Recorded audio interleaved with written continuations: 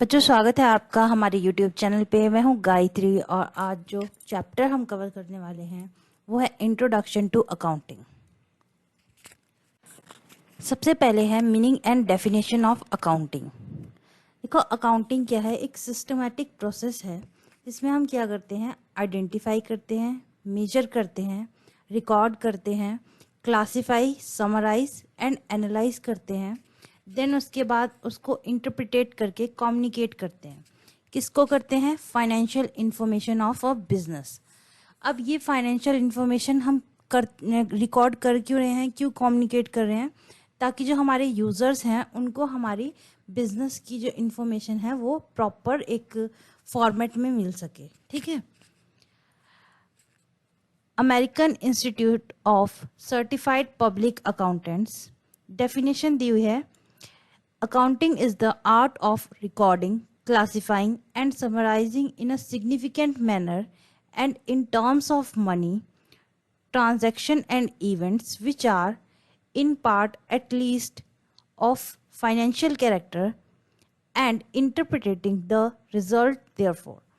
Basically यहाँ पे क्या कह रहा है कि अकाउंटिंग एक क्या है, आर्ट है जिसमें हम रिकॉर्ड करते हैं, क्लासिफाई करते हैं, समराइज करते हैं सिग्निफिकेंट ट्रांजैक्शंस को या फिर इवेंट्स को जो हमारे बिजनेस से रिलेटेड हैं, ताकि उसके रिजल्ट में हम क्या कर सके, हमारे जो यूजर्स हैं उनको यूज करके अपने डिसीजंस ले सके।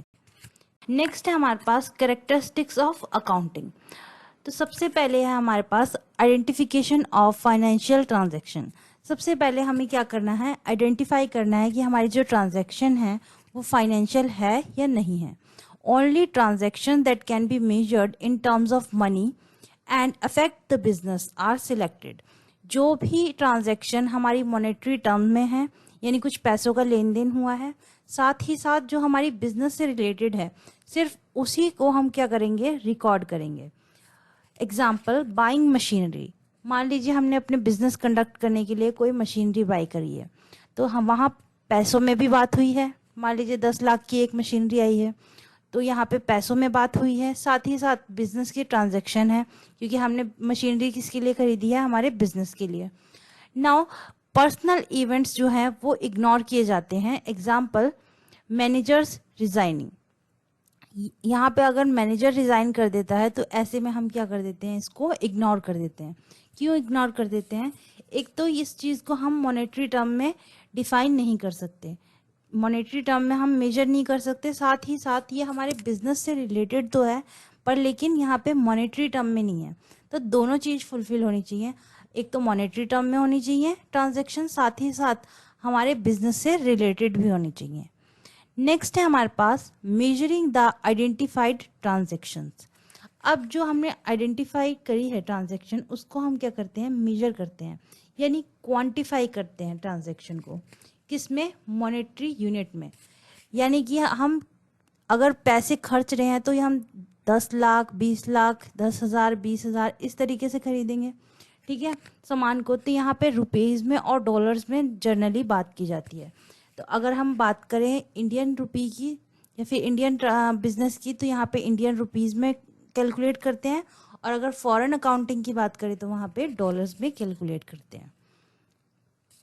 नेक्स्ट है हमारे पास recording, entering the transaction into the books of original entry called the journal. तो यहाँ पे ये रिकॉर्ड की जाती है, किस में रिकॉर्ड की जाती है? बुक्स ऑफ ओरिजिनल एंट्री में, जो क्या कहलाती है, हमारी जर्नल कहलाती है। नेक्स्ट है हमारे पास क्लासिफाइंग। यहाँ पे हम क्या करते हैं, इन ट्रांजैक्शंस को जो सिमिलर नेचर की होती है उनका एक अलग लेजर बना देते हैं। Example, putting all cash transactions into the cash account. तो यहाँ पे जो सारी की सारी कैश की ट्रांजैक्शंस हैं उनको कहाँ सेटल कर देते हैं, हम क्लासिफाई करते हैं कैश अकाउंट के अंदर। नेक्स्ट है summarising, presenting the classified data in an understandable format. This includes preparing trial balance, trading and profit and loss account and the balance sheet। तो यहाँ पे जो डाटा हमने कलेक्ट किया है, लेजर्स जो हम बनाते हैं, उसके बाद क्या किया जाता है, उसको एक फॉर्मेट में सेट किया जाता है ताकि वो इजीली हम क्या कर सके, समराइज कर सके। क्योंकि अगर हमारे पास कैश की अगर लेजर भी देखेंगे तो बहुत सारी ट्रांजैक्शंस हैं। सारी ट्रांजैक्शंस को हम इकट्ठे देखना चाहें तो हम किस तरीके से देखेंगे, तो यहाँ पे trial balance, trading and profit and loss account और बैलेंस शीट एक तरीके से समरी का काम करती है। इजीली आप पूरे बिजनेस की फाइनेंशियल जो भी ट्रांजैक्शंस है उसको उसमें देख सकते हैं। नेक्स्ट है analysis and interpretation, assessing the financial data to जज the profitability and financial soundness of the business. अब यहाँ पे जो हमारे पास समरी इकट्ठी हुई है, जो हमारी बैलेंस शीट है, इसको देख के हम क्या करते हैं, एनालाइज करते हैं, अपने बिजनेस को इंटरप्रिटेशन करते हैं। यानी कि हम देखेंगे उसके अंदर कि हमारा किन किन चीज़ों में प्रॉफिटेबिलिटी जा रही है, किन किन चीज़ों से हमारे को फ़ायदा हो रहा है और कौन कौन सी ऐसी चीज़ें हैं जो हमारे बिजनेस को फाइनेंशियली साउंड दे रही है, यानी कि एक सपोर्ट दे रही है। नेक्स्ट है communicating, sharing the financial reports and insights with internal and external users. जो हमने रेडी करी है हमारी बैलेंस शीट, इसको क्या किया जाता है, शेयर किया जाता है किसके साथ, जो इंटरनल और एक्सटर्नल यूजर्स हैं उनके साथ। इंटरनल यूजर्स कौन से हैं, जो हमारी कंपनी के अंदर ही बैठे हैं, जो हमारे बिजनेस को चला रहे हैं, कंडक्ट कर रहे हैं। और एक्सटर्नल यूजर्स कौन से हैं, जो हमारे कंपनी के बाहर के लोग हैं, जो हमारी कंपनी में इन्वेस्ट कर रहे हैं, या शेयर परचेज कर रहे हैं, या डिबेंचर परचेज कर रहे हैं, किसी भी तरीके से उनका इन्वॉल्वमेंट है, but they are not involve with the, directly involve नहीं है, ठीक है, कंपनी से डायरेक्टली इन्वॉल्व नहीं है, कंपनी के बाहर के लोग हैं, जो जैसे सप्लायर हो गए, कस्टमर हो गए, या फिर हमारे जो मैन्युफैक्चरर्स हैं, उनको जो एक्सटर्नल यूजर कहा गया है यहाँ। नेक्स्ट है objectives of accounting, maintaining systematic records to avoid errors, omissions and fraud. तो यहाँ पे हम अकाउंटिंग करते क्यों हैं, ताकि हम क्या कर सके, एक सिस्टमैटिक रिकॉर्ड रख सके। इसमें क्या होता है, हमारे जो एरर्स हैं, ओमिशंस और फ्रॉड्स के चांसेस हैं वो बहुत कम हो जाते हैं, ठीक है। अ सर्टेन प्रॉफिट और loss done by preparing the profit and loss account at the end of the accounting year. Accounting year के लास्ट में हम क्या करते हैं, profit and loss account prepare करते हैं, जो हमारा प्रॉफिट एंड लॉस क्या करता है, असर्टेन करता है, यानी कैलकुलेट करता है। Determine financial position done by preparing a balance sheet which details what the business owns and what it owes. तो बिजनेस के क्या एसेट्स हैं और क्या लाइबिलिटीज हैं। ये टर्म है एसेट्स एंड लाइबिलिटीज। एसेट्स हैं हमारे, जो भी हमारी चीज बिजनेस को फायदा देने वाली चीजें हैं, उनको क्या कहते हैं, हम एसेट्स कहते हैं, ठीक है। और लाइबिलिटीज की अगर हम इनडायरेक्टली बात करें तो यहाँ पे जो भी हमें अभी पे ऑफ करना है उनको क्या कहते हैं, लाइबिलिटीज, ठीक है। एसेट्स हैं हमारे, जो भी फर्नीचर हो गया, हमारा जो बिजनेस में डायरेक्टली हमारे को सपोर्ट कर रहा है, मशीनरी होगी, plant and machinery, furniture, stock, ये सारी क्या चीज़ होगी, हमारी असेट। और अगर हम लाइबिलिटी की बात करें तो जो भी हमारे क्रेडिटर्स हैं, ये जो हमें पे ऑफ करनी है चीज़ें, उनको क्या कहते हैं, हम लाइबिलिटी कहते हैं। नेक्स्ट है हमारे पास प्रोवाइड फाइनेंशियल इंफॉर्मेशन। अब अकाउंटिंग से हम इजीली फाइनेंशियल इंफॉर्मेशन प्रोवाइड कर सकते हैं, जो भी मैनेजमेंट के लोग हैं या जो इन्वेस्टर्स हैं, उनको डिसीजन मेकिंग में ये हेल्प करता है, ठीक है। नेक्स्ट है यूजर्स ऑफ अकाउंटिंग इंफॉर्मेशन। देखो, जो यूजर्स हैं वो हमारे दो पार्ट्स में डिवाइड है यहाँ पे, internal users and external user.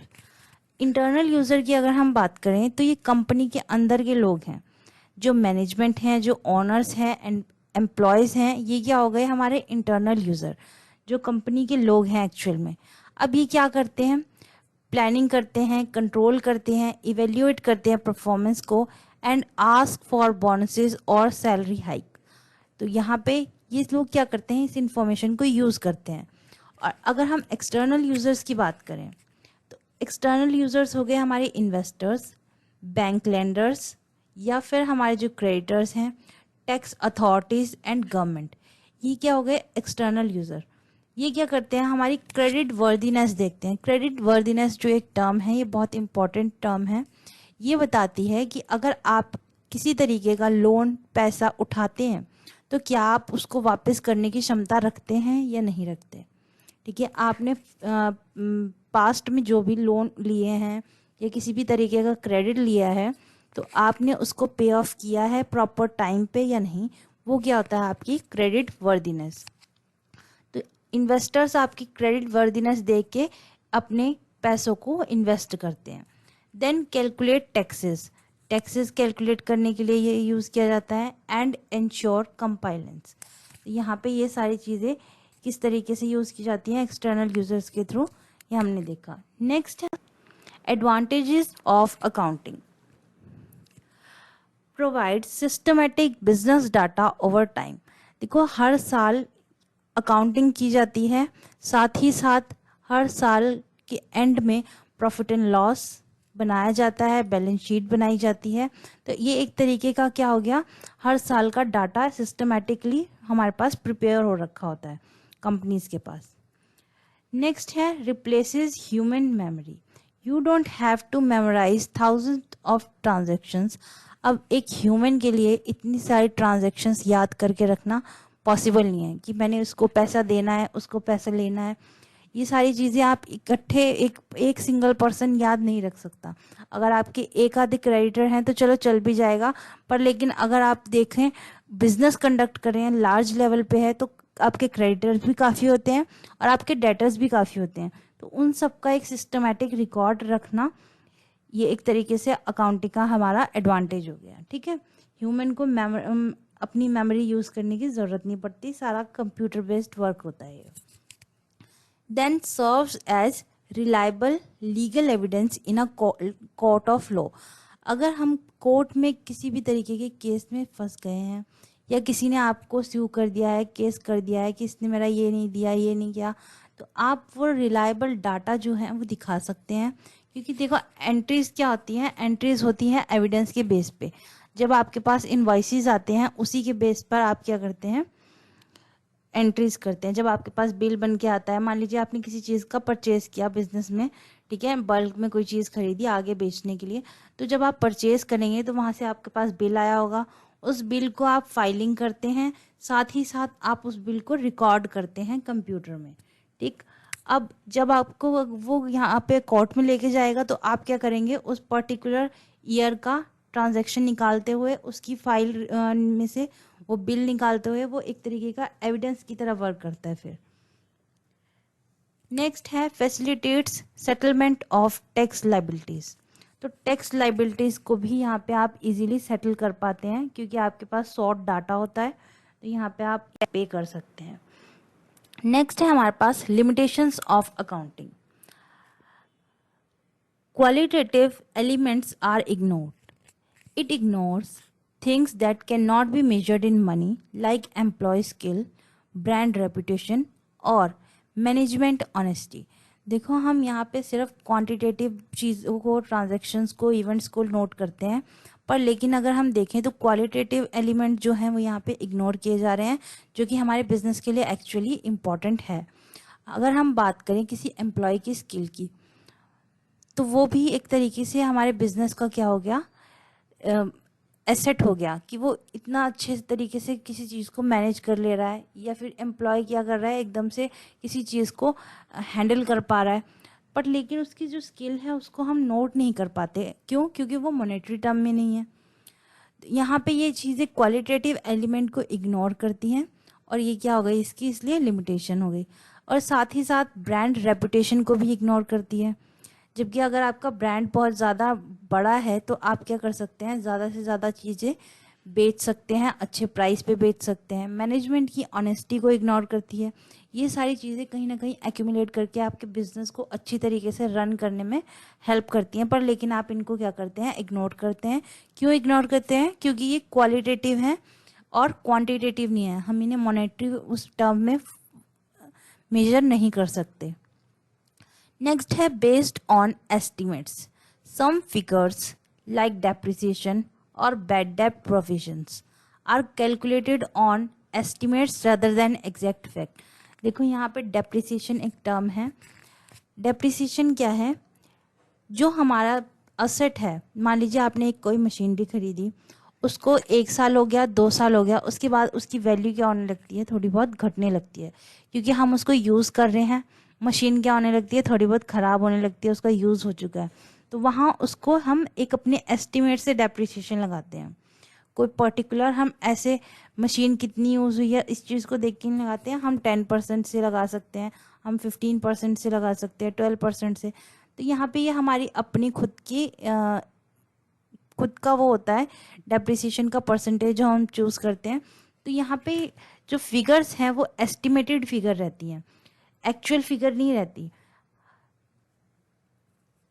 Influenced by window dressing, management can manipulate accounts to present a better financial picture than what actually exists.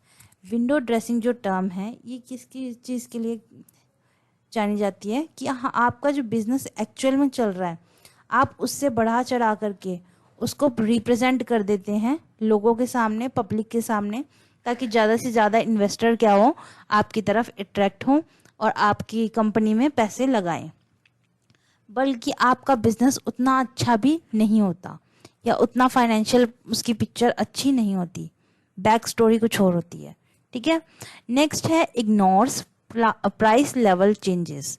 It works on historical cost completely ignoring inflation. Inflation क्या है, सबसे पहले हमारे पास यहाँ पे inflation होती है जो टाइम टू टाइम चीज़ों में प्राइस में चेंज आता रहता है। ठीक है, मान लीजिए पहले हमारे पास 100 रुपये की हम कोई 2 किलो चीज़ खरीद पा रहे थे, तो अब हम 100 रुपये में 1.5 किलो खरीद पा रहे हैं। तो ये जो महंगाई बढ़ती जाती है समय से लेके, उसको क्या कहते हैं, हम इन्फ्लेशन कहते हैं। अब यहाँ पे जो हमारी अकाउंटिंग होती है वो क्या होती है, हिस्टोरिकल कॉस्ट पे, यानी कि जो हमने 2 साल पहले मशीनरी खरीदी थी हम उसके बेस पे ही आज का उसका डेप्रिसिएशन कैलकुलेट करते हैं। पर हम ये तो देखते ही नहीं आज करंट वैल्यू उसकी क्या है, हो सकता है उसकी करंट वैल्यू ज़्यादा बढ़ गई हो। ठीक है, उस पर्टिकुलर मशीनरी की वैल्यू जो है वो कम होने की बजाय बढ़ गई हो और हम उस पर डेप्रिसिएशन लगा रहे हैं। ठीक, नेक्स्ट है हमारे पास book keeping versus accounting versus accountancy. तो यहाँ पे हमारे पास ये 3 टर्म्स हैं। सबसे पहले है बुक कीपिंग। ये एक प्राइमरी स्टेज है जो फोकस करती है only on identifying, measuring, recording, classifying financial transaction. Basic चीज़ें यहाँ पे की जाती हैं। It is routine, clerical and requires basic knowledge. यहाँ पे कोई सिंपल अगर जानता है अकाउंटिंग या बुक कीपिंग का तो वो कर सकता है। पर लेकिन अगर हम अकाउंटिंग की बात करें, एक ये वाइडर कॉन्सेप्ट है that starts where book keeping ends. It includes summarising, interpreting and communicating data. It requires analytical skills. जहाँ पे आपकी बुक कीपिंग का काम ख़त्म होता है वहाँ से आपकी अकाउंटिंग का काम शुरू हो जाता है। यानी कि जो हमारा बुक कीपिंग है उसका काम छोटा है, नैरो कॉन्सेप्ट है, और जो हमारा अकाउंटिंग का काम है वो थोड़ा वाइडर कॉन्सेप्ट है, और ये तब स्टार्ट होता है जब हमारी बुक कीपिंग एंड हो चुकी है। ठीक है, नेक्स्ट है हमारे पास accountancy, the systematic body of knowledge or the entire framework of principle, rule and guidelines that dictate how bookkeeping and accounting should be practiced।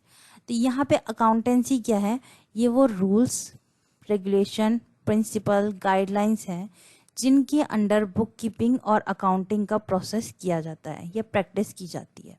यानी ये एक तरीके के रूल्स हैं जिनको आपको फॉलो करते हुए बुक कीपिंग और अकाउंटिंग का प्रोसेस करना। नेक्स्ट है हमारे पास qualitative characteristics of accounting information. ये छोटे क्वेश्चन में आते हैं और ये इम्पॉर्टेंट भी है। Reliability, information must be factual, verifiable and free from bias. यहाँ पे हमारे जो डाटा कलेक्ट किया जा रहा है, जो इन्फॉर्मेशन है हमारी, वो एक्चुअल होनी चाहिए, फैक्चुअल होनी चाहिए, यानी कि उसका वो जैसे घटी है, जैसी ट्रांजैक्शन हुई है वैसी की वैसी एग्जैक्टली लिखी जानी चाहिए। ठीक है, और बायसनेस से फ्री होनी चाहिए, यानी आपने उसमें कुछ भी छेड़खानी नहीं करनी है। Then relevance, data must be timely and serve the decision making need of user. तो यहाँ पे डाटा ऐसा होना चाहिए जो यूज़र के जनरली काम आए। ऐसा डाटा नहीं होना चाहिए कि आपने खाना पूर्ति कर दी है, आपने डाटा प्रोवाइड कर दिया पर एक्चुअल जो फिगर्स हैं उसकी आपने डिस्क्लोज नहीं करी है। देन है अंडरस्टैंडेबिलिटी। कोई भी चीज़, कोई भी इंफॉर्मेशन आप प्रोवाइड कर रहे हैं इस तरीके से, इस फॉर्मेट में होनी चाहिए, इस तरीके से आपने रिप्रेजेंट करनी है कि जो सामने वाला है उसको ईजिली समझ पाए। देन है comparability. Financial reports must look uniform so user can compare the business current year with past year और विद कंपीटिंग कंपनीज। आपने डाटा इस तरीके से रिप्रेजेंट करना है कि आपका इस साल का डाटा, आपका पिछले साल का डाटा, आपका उससे पिछले साल का डाटा बिल्कुल आप एक तरीके से लाइन में कंपेयर कर सकें, उसमें कोई भी ऊपर नीचे ना हो और उसको एकदम से कंपेयर करने में यूज़र को दिक्कत ना आए। ठीक है। और साथ ही साथ जो बाकी की अदर आपके साथ कंपीटिंग कंपनीज हैं उनको भी क्या करना पड़ता है, कॉप अप करना पड़ता है कि इस तरीके से हो डाटा, दोनों ही डाटा को वो कंपेयर कर पाए। ठीक है। तो ये था हमारा टॉपिक इंट्रोडक्शन टू अकाउंटिंग का। आई होप आपको समझ आया हो। Thank you. अगर आपको समझ आया है जेन्युइनली तो लाइक शेयर ज़रूर करें और सब्सक्राइब करें चैनल को। Thank you.